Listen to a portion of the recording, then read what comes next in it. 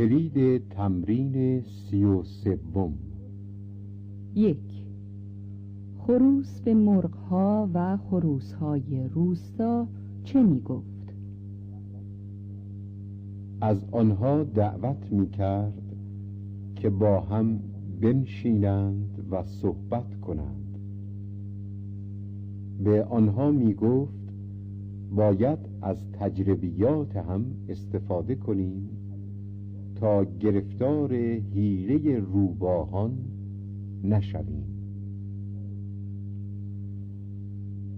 2.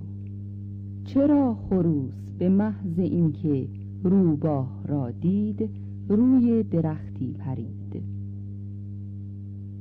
برای اینکه از روباه می‌ترسید. 3. روباه از خروس چه خواست؟ او از خروس خواست که با هم قدم بزنند و خروس برای روباه باز هم آواز بخواند. 4. خروس از چه چیزی به شوق آمد؟ خروس از دیدن آن همه زیبایی و طراوت به شوق آمد. 5. خروس از کجا می‌دانست که روباه حیله‌گر است؟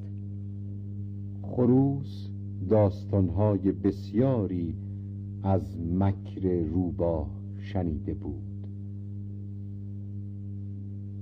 6. شیر به حیوانات جنگل چه گفته بود؟ همه جانوران جنگل باید با هم دوست باشند و هیچ کس به دیگری آزار نرساند. 7. روباه از کجا فهمید که آن حیوان یک سگ است؟ از نشانی هایی که خروس داده بود. 8. نشانه های جانوری که به سوی روباه می آمد چه بود؟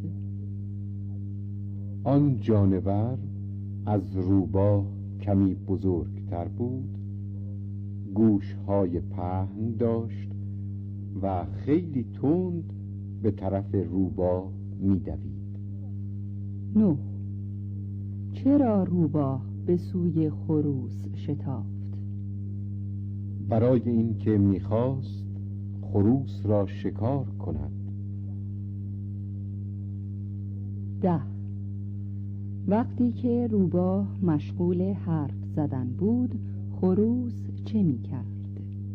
خروس به راهی که به آبادی می‌رسید نگاه می‌کرد.